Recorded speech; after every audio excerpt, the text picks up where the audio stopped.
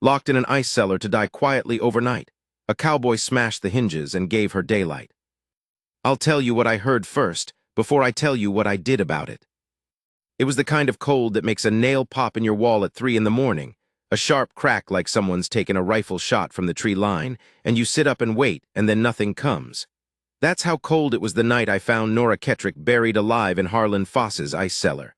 A sound like a pop, that's all. I heard it from 30 yards away across a rutted yard, and I remember thinking the timbers in the main barn were shifting again, that I'd have to get underneath that east wall before winter had its full say. I pulled my collar up and kept moving toward the bunkhouse. Then I heard it again. Not a pop this time. A rhythm, slow, deliberate, 3 knocks and then a wait and then 3 more. The kind of knocking a person does when their hands are half frozen and they're thinking careful, rationing their strength. I stopped walking. Behind me across the yard, the Foss property sat behind a board fence and a row of dead cottonwoods.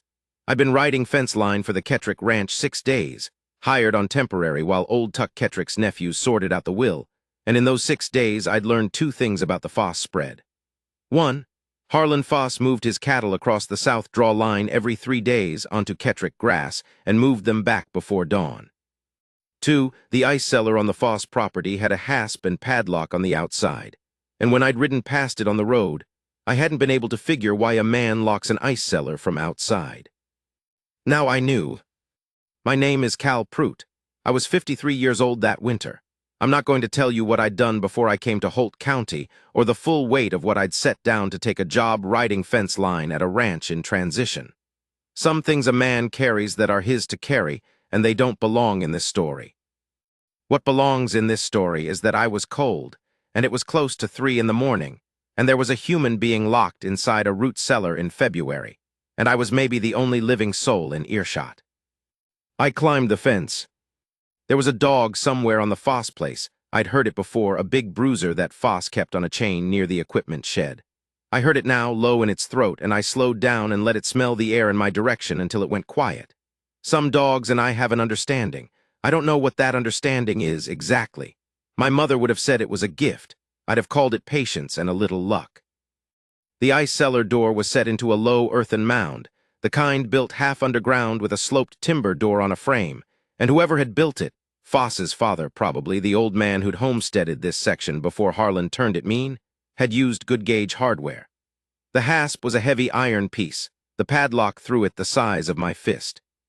I put my ear to the door. "Hello," I said. Silence, then, "Who's there?"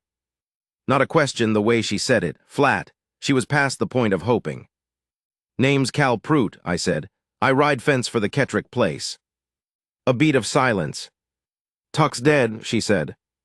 "Yes, ma'am, I know it." "I'm his wife." I stood up from where I'd been crouched by the door. I knew old Tuck Kettrick had a wife. I didn't know her name yet. The nephews had mentioned a woman in passing, some argument about the will, something about the homestead rights being hers by marriage. I hadn't sorted it all out because I'd been paid to ride fence, not to understand family law. I understood it now well enough. "How long have you been in there, Mrs. Kettrick?" A pause. "Then, since supper yesterday." I did the arithmetic. That was somewhere between 9 and 11 hours in a February ice cellar. She was alive because the cold underground is more even than the cold above, not warm, but not the killing wind and wet kind either. Still, 9 or 10 hours, and Foss had meant her to stay until he decided different. I looked at the padlock again. I didn't have a pry bar. I didn't have a hammer. What I had was a hoof pick on my belt because that was always the last thing I strapped on in the morning, and a boot heel that had put in a decade's worth of hard use. "Step back from the door," I said, "far as you can." "I know the cellar," she said. "I'll go to the far corner." I took the hoof pick and got it into the gap between the hasp plate and the door frame, where the screws had been going soft in the old wood. Not the lock, the mount. Harlan Foss had spent money on the lock and trusted the wood. That was a mistake. I worked the pick in and levered, and a screw gave. And I worked it some more, and the second screw gave. And after that it was just leverage and patience and cold fingers, and the whole hasp plate came away from the frame with a sound like a boot pulling out of mud. The door swung open. The cold that came up from that cellar had a different quality than the cold outside. Wet, old, dark. She was standing at the far wall under a sloped timber ceiling, and my eyes took a moment to find her in the dark because she'd wrapped herself in a canvas tarp. There were two of them on hooks down there, the kind used to cover ice blocks, and she looked like a pale bundle with a face, and that face was set and still and not frightened in the way a person is frightened when they haven't yet worked out whether to be frightened. She'd worked it out some time ago. She'd gotten to the other side of it.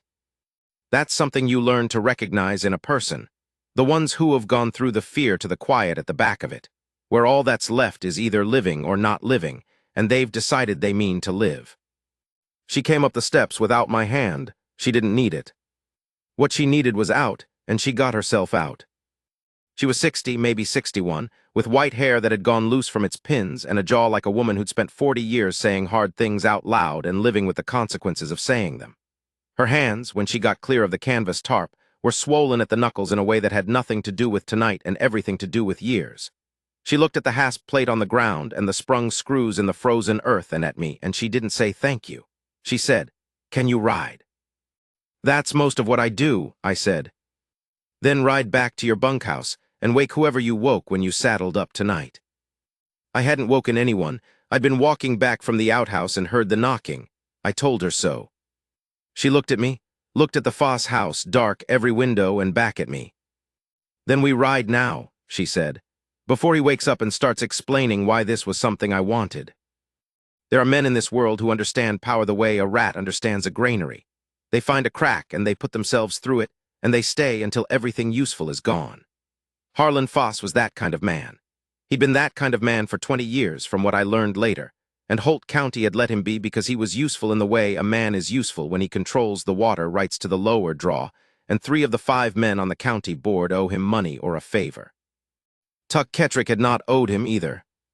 And when Tuck died and left the ranch to his wife by the terms of a will that Foss had been counting on never having to honor, the second will, the one the nephews didn't know existed, the one Nora had filed in Cordon with a lawyer named Abrams 6 years prior, the crack Foss had been planning to put himself through closed. He'd put her in the ice cellar while the nephews were still 3 days out from arriving, meaning to keep her there until she agreed to sign something, or until she couldn't sign anything anymore. She told me most of this on the ride back to the Kettrick bunkhouse. She told me plainly, the way a woman tells a stranger something important when she's past caring what it sounds like. She just wanted me to know what I'd ridden into, so I could decide whether I was going to stay.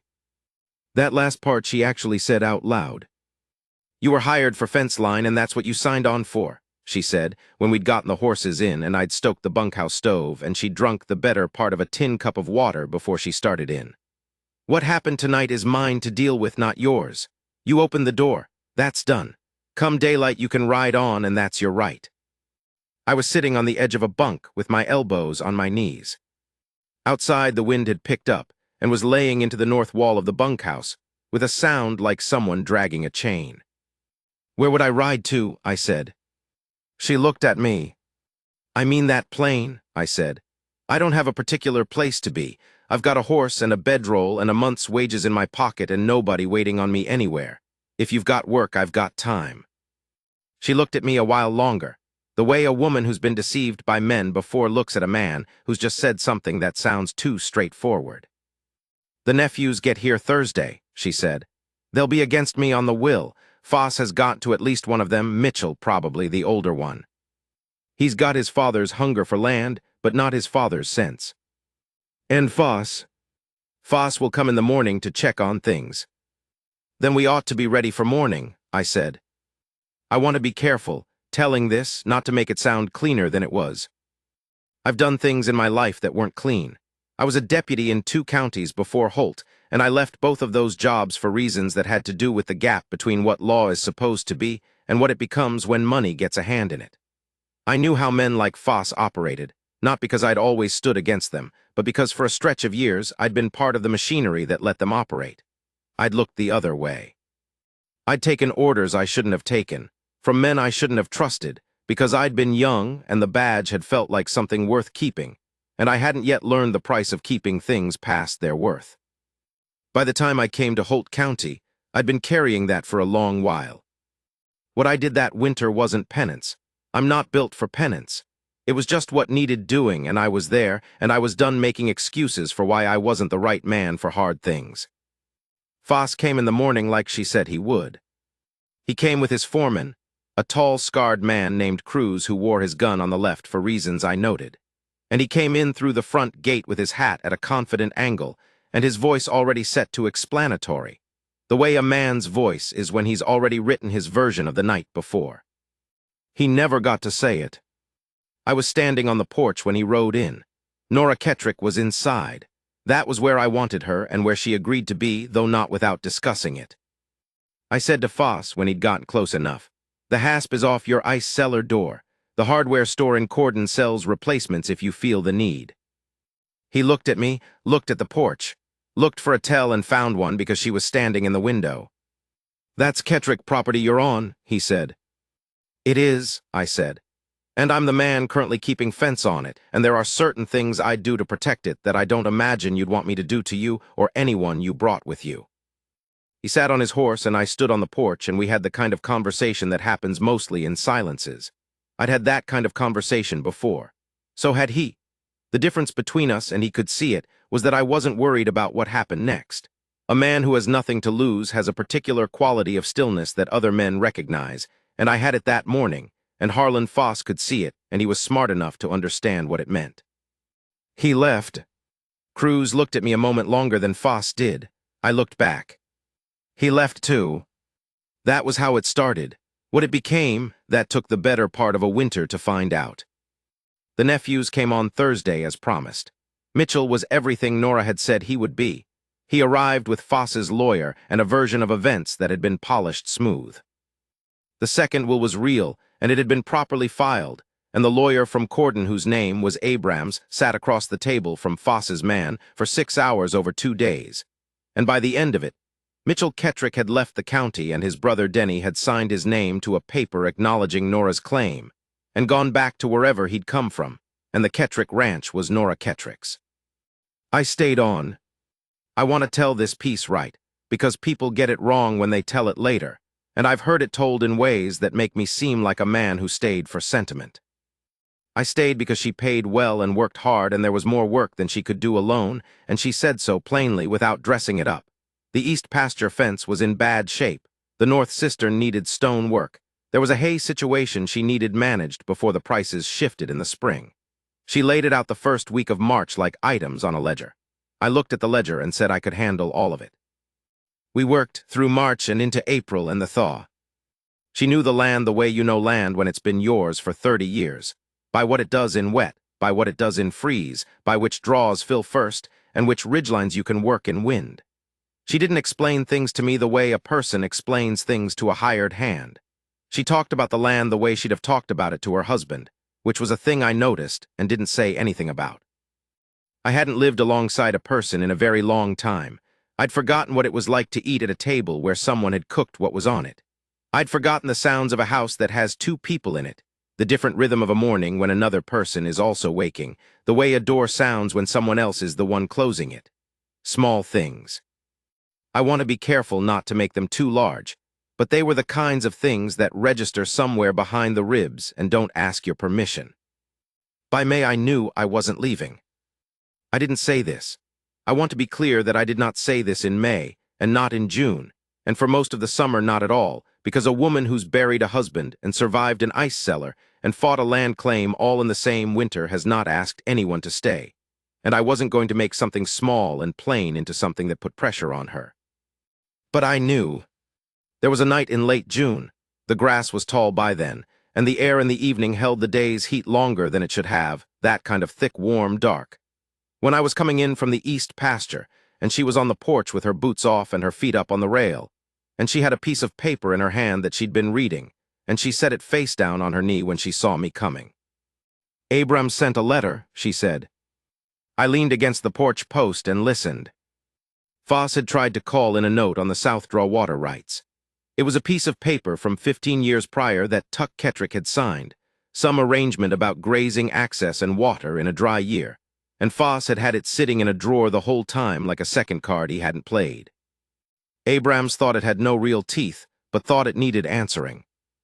"I'll go to Cordon tomorrow," she said, Talk to Abrams in person. I'll drive the buckboard, I said. You don't need to do that. I know, I said. I'll drive it anyway. She looked at me then with a look I'd seen on her face a few times that summer, a look that had no edge in it, which for her was something. There was a quality to it I couldn't entirely name. Not gratitude, not surprise, something between recognition and relief, maybe. Like she'd expected something to go wrong and it hadn't. Cal, she said. Yes, ma'am. She held my eye for a moment. Then she said, You've been here since February. I have. Most men would have gone in April. After the legal business was settled. I told you in February I didn't have a particular place to be. That's not what I'm asking, she said. The night insects were going in the grass. Somewhere down by the creek a frog had opinions. I didn't look away from her. Then ask it plain, I said. She looked at the paper in her lap and then back at me. Why did you stay?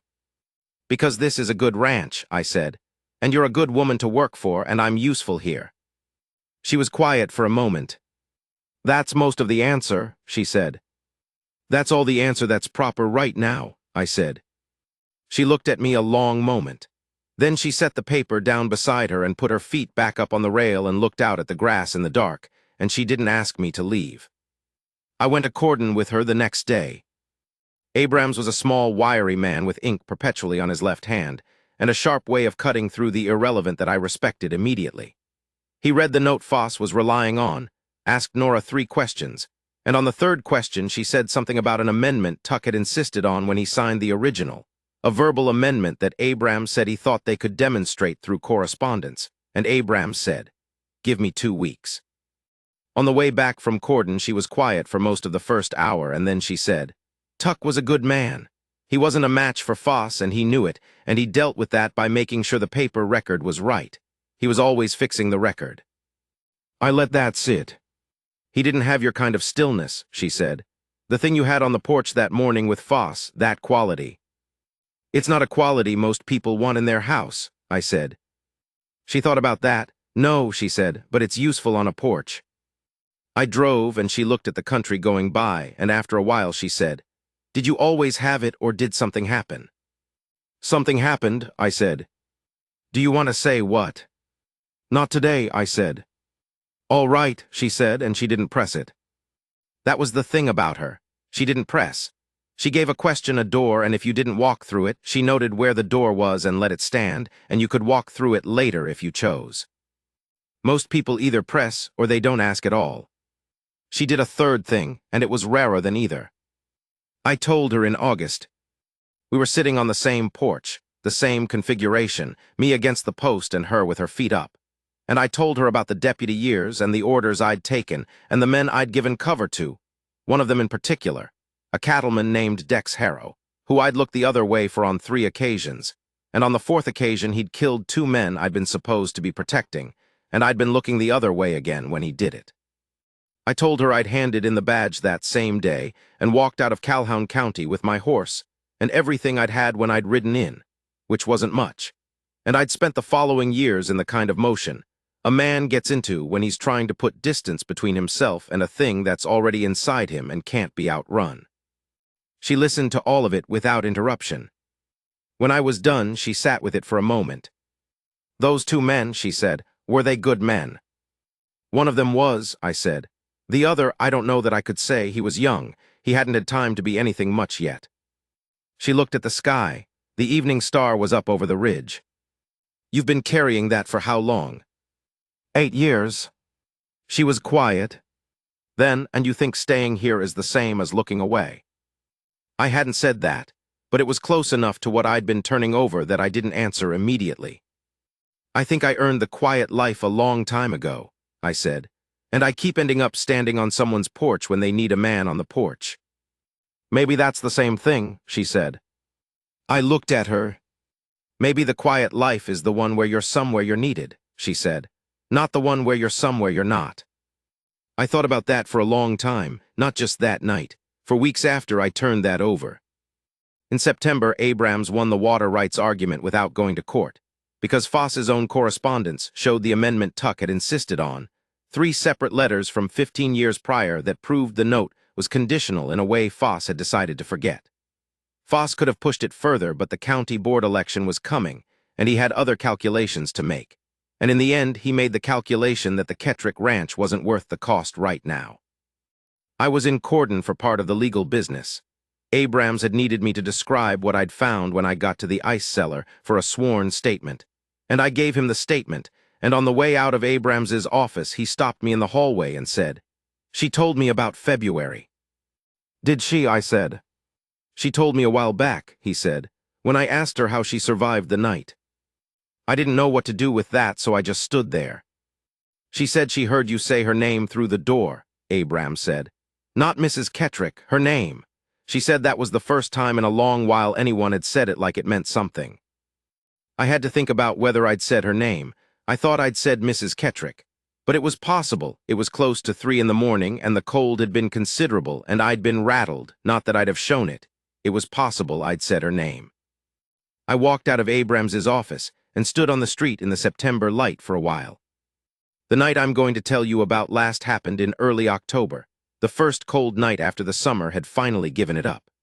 There was ice on the water bucket in the morning for the first time that year, thin as a pane of glass, and by evening it was below freezing again, and the sky had gone hard and clear and crowded with stars. She'd been working on the books all day, the year-end accounting, what the hay had brought, what the cattle had cost, the winter provisions. And by the time I came in from the barn, she had papers spread across the kitchen table and a lamp lit and her glasses on, the small ones she only wore for figures. I hung my coat and washed my hands and sat across from her, and she pushed the coffee pot toward me without looking up from the column she was adding. That was a thing she did. She knew I was there without having to look. She knew my sounds and my presence the way you know the presence of a person who's been in your house long enough to become part of the sound of it. I poured the coffee and sat, and after a while she put her pencil down and took her glasses off and rubbed the bridge of her nose the way she did when the numbers had been going a long time. "Good year," she said. "Better than last. Better than the 2 before that, actually." She looked at the papers. "Tuck always said the land had more in it than we were pulling." "He was right," I said. She looked up then, across the lamp. "I want to ask you something," she said. "All right. You told me in February you didn't have a particular place to be." "That's right. Is that still true?" I looked at her across the lamp. The light was doing something to her face that I won't try too hard to describe. The way lamplight is honest about a face, the way it finds the good in it and lets you see plainly what's there. "No," I said, "that hasn't been true since about March." She held my look for a moment. Then she reached across the table and put her hand over mine, flat, the way you put your hand over something you mean to keep. It was a plain gesture. She didn't say anything when she did it. She just let her hand be there on mine and looked at me. And in that look there was something I hadn't expected, not relief, exactly, and not gratitude, though maybe it had some of both in it. It was more like she was looking at me the way you look at a thing you've been careful about, that you've made certain of before you let yourself believe in it. She had been careful. I'd seen her be careful all year, with the land and the law and with me, and I knew that for her, careful was how you survived, and the fact that she'd stopped being careful long enough to put her hand over mine meant something I could feel in my chest. A clean heaviness, like something that had been crooked going straight. I turned my hand over so our palms were together. "I'll stay," I said. "As long as you want me here." "That might be a considerable time," she said. "I know it," I said. "I've thought about that." Later that night, after the papers were put away and the lamp was low, I went out to the porch one last time the way I did every night, just to listen to the property. The sounds a place makes when it's at rest. Horses in the barn, wind in the dry grass, the creak of the porch board I'd been meaning to fix since July. She came out behind me. I heard the door and then her step, and she came to stand beside me at the rail, her shoulder against my arm. The stars were hard and close, and the whole valley lay below us in the dark. The south draw running black and the creek catching the starlight in a silver thread, and the Foss fence posts visible in a line across the far hill. And beyond that the shapes of his buildings, and it was all of it, every last acre of it, as quiet as it had been since before men arrived in it. We stood there a while. "February feels a long time ago," she said. "It does," I said. "Not when I sleep," she said. Sometimes when I sleep it doesn't. I didn't say anything to that. I just put my arm around her shoulders and she leaned into it, and we stood there while the cold came down and the stars turned their slow arc and the land below us did what land does, which is hold, which is keep, which is stay. There's a nail in the kitchen door frame about eye level where Tuck used to hang his hat. She hasn't taken it out. I hang mine on a hook by the door instead, the hook I put in myself in the spring when I decided I was staying. And every morning when I take it down, and every evening when I put it back, I know where I am and what I'm for and who's counting on me being it. That's not nothing. That's most of everything when you get to the age I was. A man who's been a long time in the wind without a place to come back to. When he finds the place, and the person that makes the place what it is, he doesn't need someone to explain the value of it to him. He just holds it, the way her hand held mine across that lamp. Quiet and deliberate and not letting go.